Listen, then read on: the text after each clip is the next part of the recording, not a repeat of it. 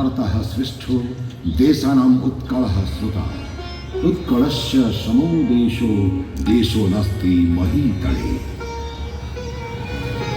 भाषा ही एक जातिर प्राण और अस्मिता।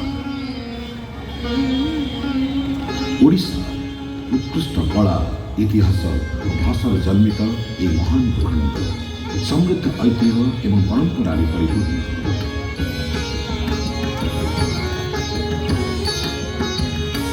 आधुनिक भारतर प्रथम भाषाभित्तिक राज्य भाव ओडिशा निजर एक स्वतंत्र परिचय सृष्टि करिछि। भारतर 6टी शास्त्रीय भाषा मध्य ओडिया अन्यतम। मान्यवर मुख्यमंत्री बलिष्ठ नेतृत्व आज आम भाषा मान्यता पाई गौरवान्वित। यह होछि 4.5 कोटी ओडिया परिचय। प्राय 2500 वर्षर पुराणा यही भाषा। यार प्रमाण मिले ख्रीष्टपूर्व 3य शताब्दीर जौगड़ और धौलीर शिलालिपि श्री जगन्नाथ मंदिर जय विजय शिलालेख। ओडिया भाषार निरंतर सांस्कृतिक यात्रा केतबेले लुप्त तो केतबेले प्रस्फुटित। ओडिया भाषा अनेक प्राचीन वेद साहित्य काव्य आदि बहु पुरातन जुगर लिपिबद्ध। तालपत्र लेखु लेखु ओडिया अक्षर को मिले वक्राकार जहाँ रूप लिए कलिंग लिपि। इंडो आर्यन परिवार सर्वपुरातन भाषा ओडिया। उड्र मागधी लिपि यार उत्पत्ति अनेक भाषा द्वारा प्रभावित शाणित और धीमंत यही भाषा।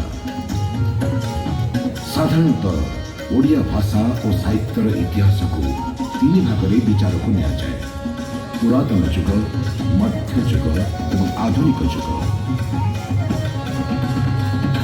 जो समय बेंगली भाषार प्रभाव में ओडिया हराई सारी यार स्वतंत्रता, ठीक से ही समय ओडिया भाषार मंग धरती शूद्रमुनि सारणा दास। स्थापन है ओडिया भाषा साहित्यर भित्तिभूमि। इतिहास रे नामित 1400 रु 1500 शताब्दी सारला जुग। सारला महाभारत रामायण और चंडी पुराण भली महाकाव्य बढ़ाइला भाषार व्यवहार। सेबिठु ओडिया भाषा और पछकु चाहि फेरिनी।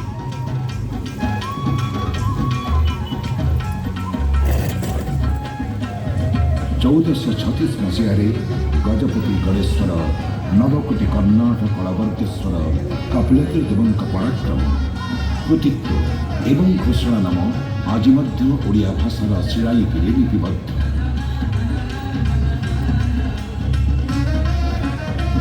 मध्य जुग तथा पंचशखा जुगरे ओडिया भाषा मर्यादार शिखर स्पर्श कला। बलराम दासଙ୍କ जगमोहन रामायण एवं जगन्नाथ दासଙ୍କ भागवत ओडिशार पुरपल्ली रे भागवत टुंगी आदृत और पूजित है। यह सहित ओडिया एक भाषा भावे समस्त को बांधि पारिला।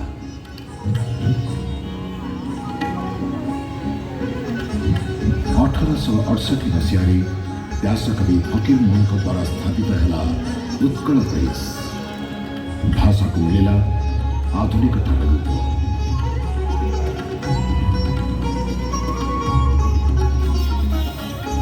पर्यायक्रमे ओडिया भाषा साहित्य को वृद्धिमंत करती ओडिशार विशिष्ट परपुत्र मधुसूदन दास, व्यासकवि फकीरमोहन सेनापति, संत कवि भीम भोई, श्री गौरीशंकर राय, कविवर राधानाथ राय, भक्त कवि मधुसूदन राव, श्री विश्वनाथ कर, गंगाधर मेहर, पल्ली कवि नंदकिशोर बड़, उत्कलमणि गोपबंधु दास, श्री नीलकंठ दास, आचार्य हरिहर दास, पंडित गोदावरी मिश्र, कांत कवि लक्ष्मीकांत महापात्र, श्री प्राणकृष्ण परिजा, जातीय कवि वीरकिशोर दास, श्री राधानाथ रथ, गोदावरी महापात्र, उत्कल भारती, कुंतला कुमारी सावत प्रमुख ओडिया भाषा साहित्य को विश्व दरबार में सुपरिचित कराई।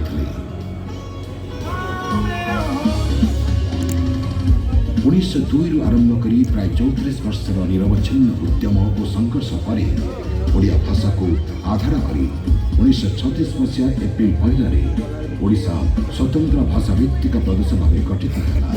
ଏହି ଭାଷା ଓ ଓଡ଼ିଆ ଜାତିକୁ ବଞ୍ଚାଇବାର ପ୍ରୟାସ ଶେଷରେ ସାକାର ହେଲା।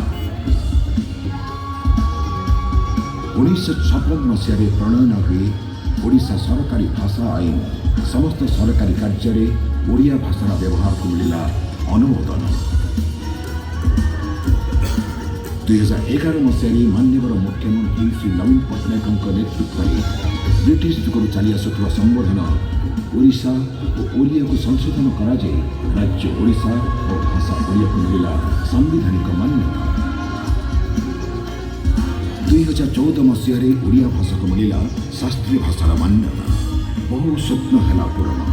ଆଧୁନିକ ଓଡ଼ିଶା ନିର୍ମାତା ଉତ୍କଳ ଗୌରବ ମଧୁସୂଦନ ଦାସ, ଉତ୍କଳମଣି ଗୋପବନ୍ଧୁ ଦାସ, ମହାରାଜା କୃଷ୍ଣଚନ୍ଦ୍ର ଗଜପତି, ଫକୀରମୋହନ ସେନାପତି, ସ୍ୱଭାବକବି ଗଙ୍ଗାଧର ମେହେର, ଶ୍ରୀରାମଚନ୍ଦ୍ର ଭଞ୍ଜଦେବ, ପଣ୍ଡିତ ନୀଳକଣ୍ଠ ଦାସ, କାନ୍ତକବି ଲକ୍ଷ୍ମୀକାନ୍ତ ମହାପାତ୍ର ଭଳି ଅନେକ ମହାପୁରୁଷଙ୍କୁ ଏହି ଜାତି ଆଜି ପ୍ରଣାମ କରୁଛି, ଯାହାଙ୍କ ପ୍ରଚେଷ୍ଟାରେ ଆଜି ଆମେ ଓଡ଼ିଆ ବୋଲି ଗର୍ବ ଅନୁଭବ କରୁଛୁ। ବିଶ୍ୱ ଓଡ଼ିଆ ଭାଷା ସମ୍ମିଳନୀ ଆମର ଗୌରବମୟ ଅତୀତ, ପରିବର୍ତ୍ତନଶୀଳ ବର୍ତ୍ତମାନ ଏବଂ ଆକାଂକ୍ଷିତ ଭବିଷ୍ୟତକୁ ପାଳନ କରିବା ପାଇଁ ଉପଯୁକ୍ତ ଉତ୍ସବ। କାରଣ ଭାଷା ହିଁ ଭବିଷ୍ୟତ। ବନ୍ଦେ ଉତ୍କଳ ଜନନୀ।